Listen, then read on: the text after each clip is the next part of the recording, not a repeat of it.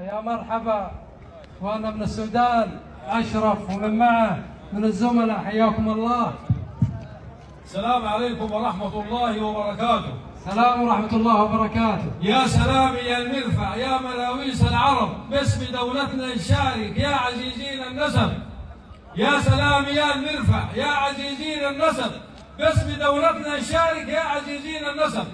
الحمد لله الوالي الكريم، والصلاة والسلام على خير الأنبياء والمرسلين، سيدنا وحبيبنا وقدوتنا محمد بن عبد الله وعلى آله وصحبه أجمعين.